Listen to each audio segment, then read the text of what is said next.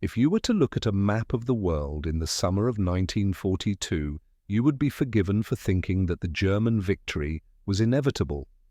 The Third Reich stretched from the coast of France to the deep interior of Russia, from the fjords of Norway to the sands of North Africa. The Wehrmacht, the German armed forces, was a machine that had not yet known a decisive strategic defeat on land. But history is often decided by geography, and in 1942 the destiny of the entire world began to funnel toward a single, jagged point on the map.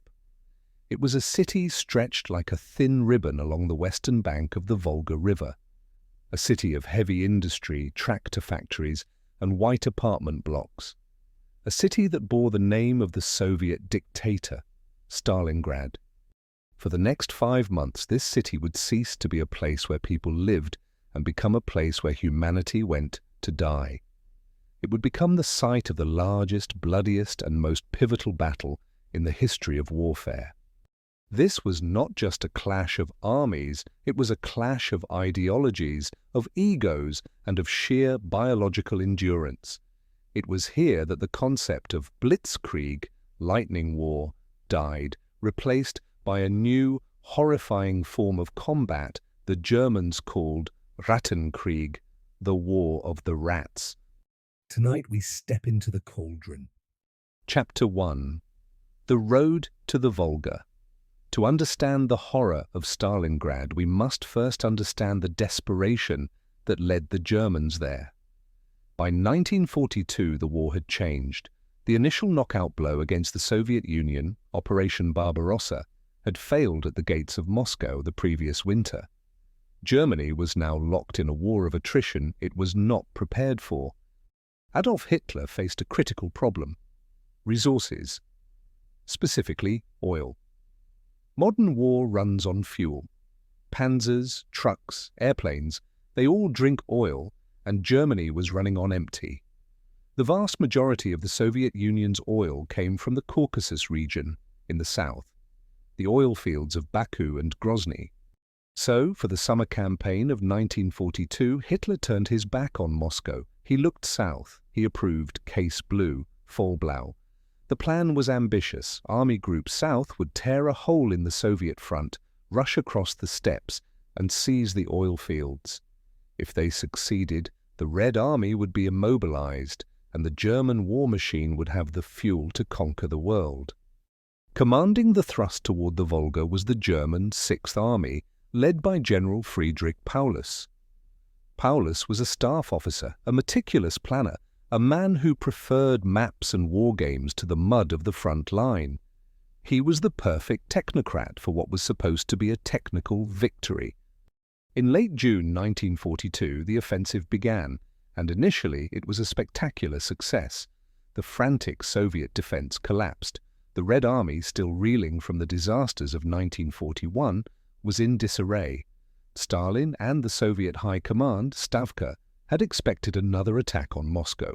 They were caught completely off guard by the southern push. For weeks, the German soldiers marched through the sunflower fields of the Ukrainian and Russian steppe. The dust was so thick it clogged engines and coated the soldiers' faces in grey masks. It was a summer of suffocating heat. The Sixth Army moved so fast that their supply lines stretched to the breaking point. They weren't fighting the enemy so much as they were fighting the distance. But as the Germans advanced, Hitler made a fatal strategic error. Intoxicated by the speed of the advance, he split his forces.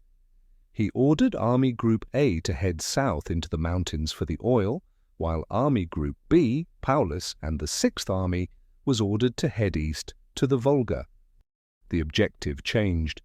Originally, Stalingrad was just a point on a map to be neutralized to protect the flank, but slowly the city became the primary obsession. It was a major industrial hub, yes.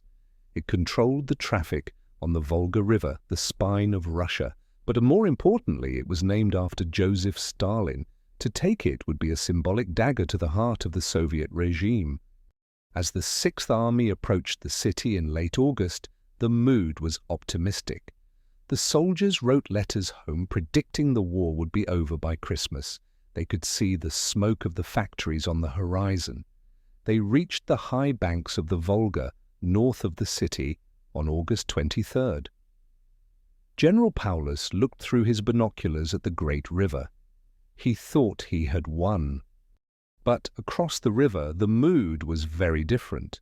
On July 28, 1942, Joseph Stalin issued Order No. 227. It is better known by its terrifying slogan, Ni shagu nazad, not one step back. The order stripped away the illusions. It stated clearly that the Soviet Union was on the brink of destruction. It authorized the use of blocking detachments, units set up behind the regular troops, to shoot anyone who retreated without orders. Panic was punishable by death. Cowardice was punishable by death. The Red Army was told to die where they stood rather than retreat another mile. The stage was set. The unstoppable force of the Wehrmacht had arrived at the immovable object of the Soviet will. Chapter 2: The City on Fire. The Battle of Stalingrad did not begin with a rifle shot. It began with an apocalypse. On the afternoon of August 23, 1942, the Luftwaffe, commanded by Wolfram von Richthofen, launched the most concentrated air raid on the Eastern Front. 600 bombers darkened the sky. Stalingrad was a modern city, stretching nearly 20 miles along the riverbank. It was proud of its white high-rise apartment blocks, its parks, its palace of culture. By sunset on August 23rd, that city was gone. The Luftwaffe dropped thousands of tons of high explosives and incendiaries. The wooden residential districts turned into a firestorm. The heat was so intense that the asphalt on the streets bubbled and melted. But the true horror happened at the riverbank. The German bombs hit the massive oil storage tanks. Millions of gallons of burning oil poured down the steep banks and flowed onto the Volga itself. The river, the lifeline of the city, caught fire. Ferryboats carrying civilians and wounded soldiers were caught in a river of flames. Stalin had forbidden the evacuation of the city's civilians. He believed that the soldiers would fight harder for a live city than for an empty shell. As a result, hundreds of thousands of women, children, and factory workers were trapped. In the first week of the bombing alone, an estimated 40,000 civilians were killed. More than died during the entire Blitz on London. The Sixth Army watched this destruction from the hills to the west.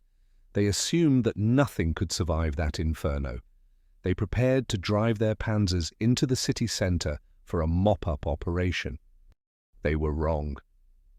The rubble created by the German bombing had blocked the streets. The tanks, the pride of the German army, could not maneuver. They were channeled into narrow choke points, and in the ruins, the survivors crawled out of the basements. The defense of the city fell to the Soviet 62nd Army. In September, a new commander arrived to lead them. His name was General Vasily Zhukov. Zhukov was a hard man, brutal and uncompromising. He was known for using his cane to beat incompetent officers. When he arrived at the headquarters, he was asked how he interpreted his orders. He replied, "We will defend the city or die in the attempt." Zhukov realized immediately that he could not fight the Germans in a traditional battle. The Germans had better communication, better air support, and better tactics for open warfare. If Zhukov tried to hold a line, the Germans would just blast it with artillery and Stuka dive bombers. So Zhukov invented a new tactic. He called it hugging the enemy. He ordered his troops to get as close to the Germans as possible. He wanted the front lines to be less than 50 meters apart, the distance of a grenade throw. By staying this close, the German Luftwaffe couldn't bomb the Soviet positions without hitting their own men. The German artillery couldn't fire for fear of friendly fire. Zhukov forced the Germans to fight the one kind of war they hated, a close-quarters, infantry brawl where technology didn't matter, only grit. But the situation in mid-September was critical. The Germans pushed into the city centre. They were threatening the central ferry landing. If they took the landing, the 62nd Army would be cut off from supplies coming across the Volga. The city would fall in hours. In a scene straight out of a nightmare, the Soviet 13th Guards Rifle Division, commanded by General Rodimtsev, was ordered to cross the river to save the city. They crossed at night on barges and fishing boats under heavy German machine gun fire. Thousands of men died in the water. The river turned red, but those who made it to the West Bank didn't stop. They charged straight off the boats, wet and terrifying, running up the steep banks and directly into the German lines. They fought with bayonets, knives, and entrenching tools. They retook the ferry landing. They saved the foothold. But of the 10,000 men of the 13th Guards who crossed that week, only a few hundred would survive the battle. The city had been saved, but the battle had only just begun. Chapter 3. Rattenkrieg. By October, the autumn rains had come, turning the dust into mud, but the fires of Stalingrad still burned. The nature of the war had completely shifted. The grand maneuvers of tanks and divisions were gone. The battle had disintegrated into thousands of tiny, savage skirmishes. The Germans called it Rattenkrieg, the War of the Rats. The battlefield was three-dimensional. The Germans might hold the third floor of a ruined apartment block. The Soviets would hold the second floor. The Germans would be back on the first floor, and the Soviets would be in the basement. They would fight through holes blasted in the ceilings and floors. They fought for days for a single room. A kitchen became a battlefield. A living room became a graveyard. The geography of the battle narrowed down to specific, iconic locations that became legends of endurance. There was the grain elevator, a massive concrete silo towering over the southern part of the city. For days, a handful of Soviet infantry and sailors held out against an entire German division. The concrete was so thick that German artillery shells just bounced off. Inside, the grain was on fire, the dust choking the men who were fighting in total darkness. When the Germans finally took the elevator, they found only a few dozen burnt and bloody bodies. The German officer who captured it wrote in his diary, "If all the buildings in Stalingrad are defended like this, none of our soldiers will return to Germany." There was Pavlov's house, a simple four-story apartment building seized by a sergeant named Yakov Pavlov. He and a small platoon turned the building into a fortress. They mined the approaches, set up machine gun nests in the basement windows, and mounted an anti-tank rifle on the roof. They held that single building for 2 months, longer than the French army had held out against Germany in 1940. On German maps, the building was marked simply as Fortress. And then there was Mamayev Kurgan. Mamayev Kurgan was an ancient burial mound, hill number 102.0. It was the highest point in the city. Whoever controlled the hill controlled the river crossings. The fighting there was so intense that the shape of the hill actually changed due to the constant explosions. The soil became a mixture of mud, metal, and flesh. After the war, it was said that grass would not grow on Mamayev Kurgan because the ground was poisoned by the sheer amount of cordite and blood. Control of the hill switched hands violently, sometimes multiple times in a single day. In this chaos, the sniper became the king of the battlefield. The rubble offered millions of hiding spots. A carelessly lit cigarette, a helmet raised too high, it meant instant death. The Soviet 62nd Army began a sniper movement, popularizing men like Vasily Zaitsev, a shepherd from the Urals who had grown up hunting wolves. Zaitsev and his fellow snipers terrorized the German officers, demoralizing an enemy that was already exhausted. For the German soldier, the Lancer, Stalingrad was a descent into madness. They were the masters of Europe, yet here they were being bled white by an enemy they considered inferior. Supplies were running low. The resistance was illogical. "Why don't they give up?" the Germans asked. "We have taken the kitchen. Surely the living room is ours." But the Soviets didn't give up. Every night, the Mosquito fleet of the Soviet Volga flotilla would brave the German artillery to ferry supplies across the river. They brought ammunition, vodka, and fresh meat for the grinder. And on the return trip, they took the wounded. By mid-October, the Germans prepared for one final massive push. They targeted the heavy industrial district in the north, the Barricadi gun factory, the Red October steelworks, and the Dzerzhinsky tractor factory. The fighting for the tractor factory was arguably the most ferocious combat ever seen. The Germans threw 5 divisions supported by heavy airstrikes into the complex. The Soviets fought from inside the machinery, hiding behind unfinished tank hulls. The factory floors were slippery with oil and blood. The Germans slowly, agonizingly pushed Zhukov's men back. By November, the Soviet foothold in Stalingrad had been reduced to a few slivers of land, some only a few hundred meters deep, right on the freezing edge of the river. The 62nd Army was split into 3 isolated pockets. They were exhausted, starving, and running out of ammo. From Berlin, Hitler broadcast a speech to the German people. He stood at the Sportpalast on November 8th, while the battle raged, and declared, "I wanted to get to the Volga, and we have it. There are only a few small pockets left. That is of no significance." Paulus and the 6th Army knew better. They had taken 90% of the city, but that final 10%, that final strip of riverbank, was proving impossible to take. And while the Germans were staring at the ruins, mesmerized by the fire and the blood in front of them, they failed to look at the snowy steppes behind them. They didn't see what was gathering in the dark.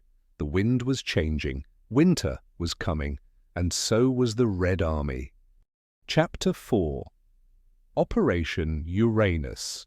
While General Paulus was fixated on the smoking ruins of the city, staring through his binoculars at the Volga, the Soviet High Command was looking at a much larger map.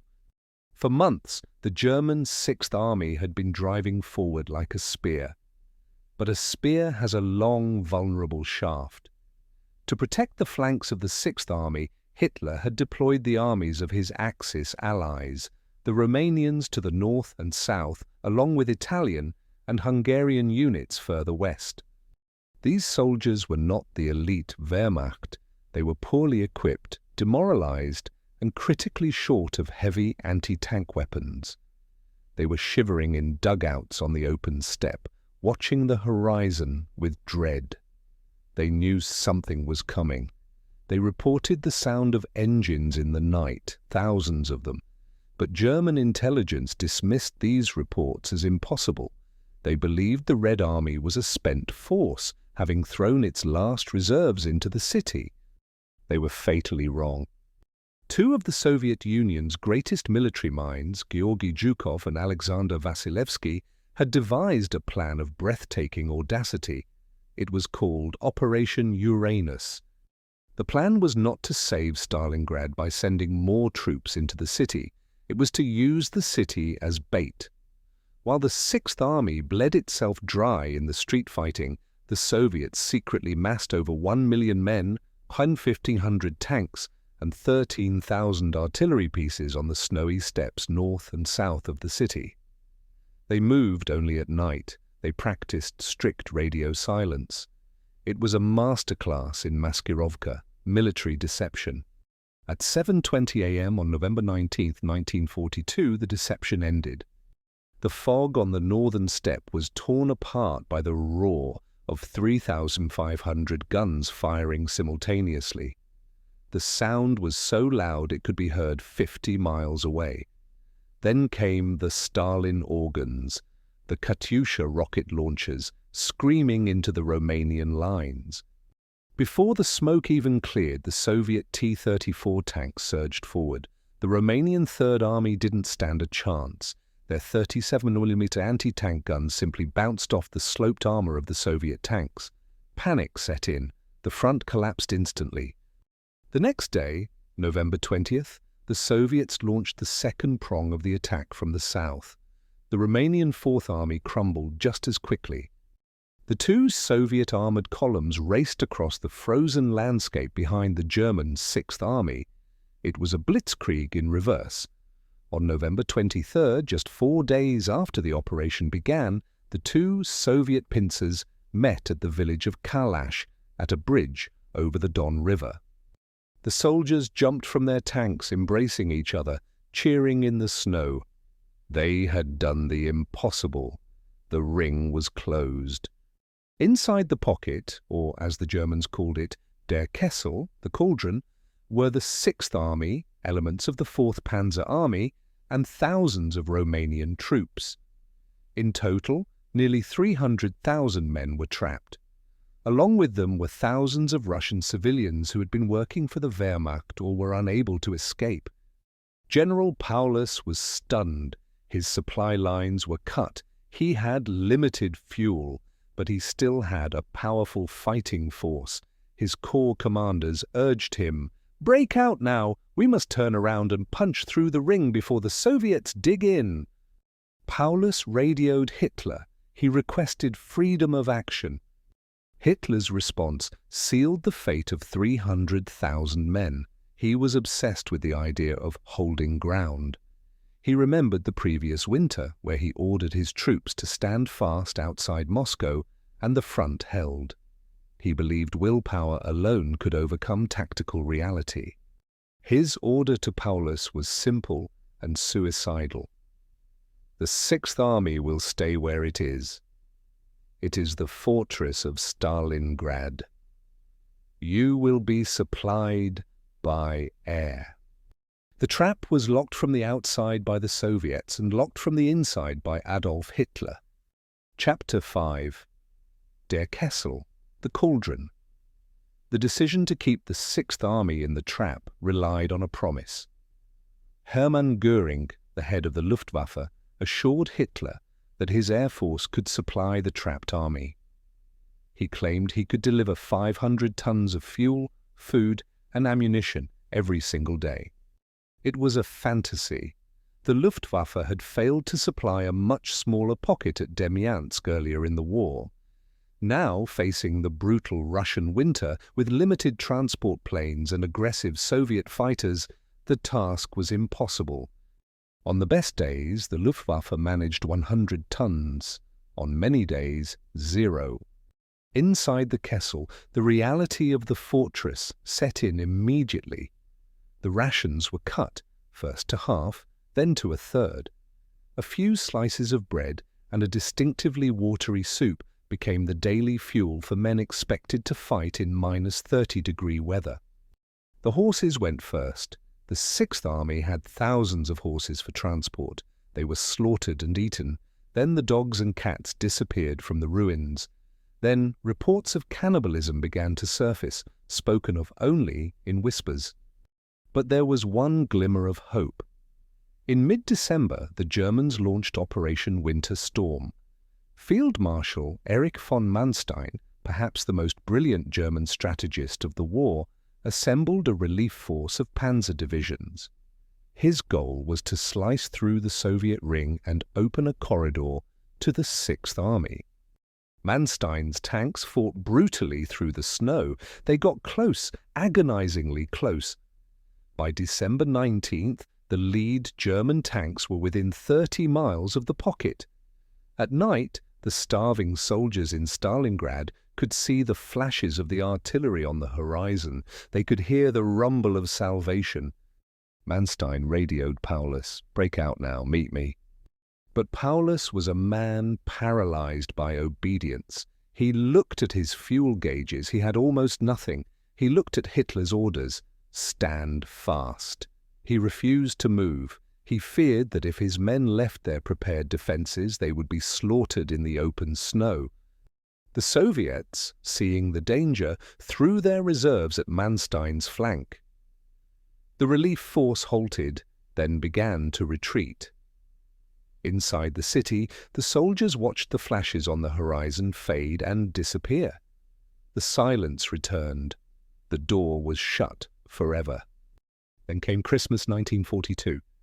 It is difficult to imagine a more desolate place in human history than the Stalingrad pocket during that Christmas. There was no food. The temperature plummeted. Men were freezing to death in their foxholes. To boost morale, a German doctor and pastor named Kurt Ruber drew a picture on the back of a Soviet map using a piece of charcoal. It showed the Virgin Mary holding the baby Jesus, swaddled in a large cloak. Around the figures, he wrote the words Licht, Leben, Liebe, Light, Life, Love. It became known as the Stalingrad Madonna. Men wept openly in front of it. In a dugout surrounded by death, they sang Silent Night. But the sentimentality could not stop the rot. Typhus and dysentery swept through the army.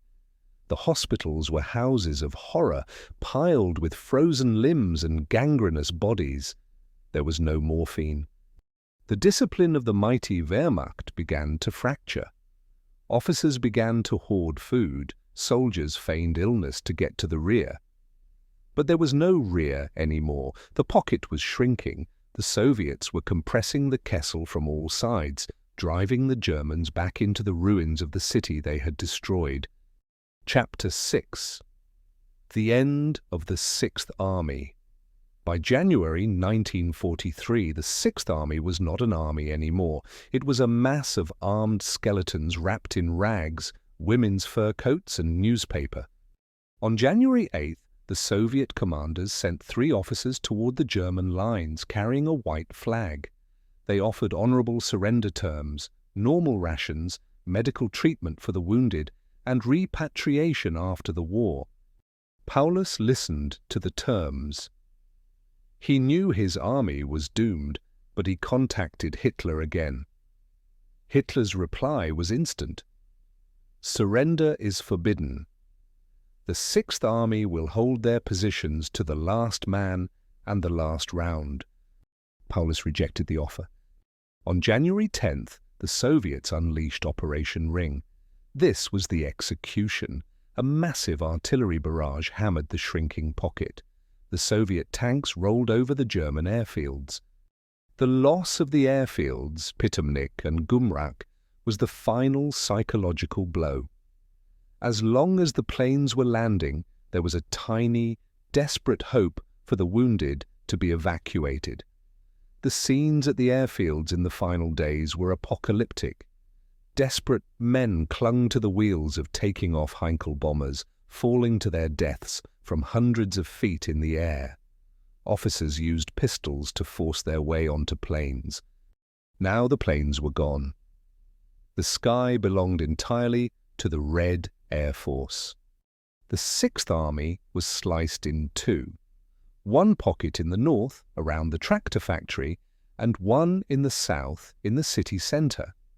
Paulus was trapped in the southern pocket, hiding in the basement of the Univermag department store. On January 30th, 1943, the 10th anniversary of the Nazi rise to power, Hitler sent a final radio message to Paulus. He promoted Paulus to the rank of General Feldmarschall, Field Marshal. It was a grim message. In the history of the Prussian and German military, no field marshal had ever been taken alive. Hitler was not congratulating Paulus, he was handing him a loaded pistol. He was expecting Paulus to commit suicide and become a martyr for the Reich. But Paulus had finally had enough. He looked at the misery around him, the filth, the dying men, the futility. He reportedly said, "I have no intention of shooting myself for this Bohemian corporal." The next morning, January 31st, Soviet soldiers surrounded the department store. A young Soviet lieutenant entered the basement. The German guards did not shoot. There, sitting on a cot in a dark, foul-smelling room, was the commander of the Sixth Army. He was unshaven and defeated. Friedrich Paulus surrendered. He was the first German field marshal ever captured. The northern pocket held out for 2 more days, led by General Strecker. They fought until they ran out of ammunition. On February 2nd, 1943, Strecker radioed his final message. The 11th Corps has done its duty. Long live Germany. Then the guns fell silent. For the first time in 5 months, the noise stopped. The screaming of the Stukas, the rattle of the machine guns, the roar of the artillery, it all vanished. The only sound was the wind blowing over the ruins and the crunch of snow under the boots of the victors. Conclusion: the turning of the tide. The aftermath of the battle revealed a landscape of horror that defied comprehension. When the Soviets surveyed the city, they found a graveyard of ambitions. They marched the German prisoners out of the city. It was a column of ghosts stretching for miles. The numbers are staggering. Of the nearly 300,000 men who were trapped in the Kessel, roughly 160,000 died in the fighting or from starvation and disease during the siege. About 91,000 surrendered. The fate of these prisoners is a tragedy all its own. They were marched across the frozen steppe to labor camps in Siberia and Central Asia. Weakened by months of starvation, they died by the thousands on the march. Others died of typhus in the camps. Of the 91,000 who surrendered at Stalingrad, only 5,000 ever returned to Germany. The last of them didn't come home until 1955, a full decade after the war ended. But the Battle of Stalingrad was about more than numbers. It was the psychological turning point of World War II. Before Stalingrad, the German army was seen as invincible. They had conquered Europe. They were the masters of war. After Stalingrad, the myth was shattered.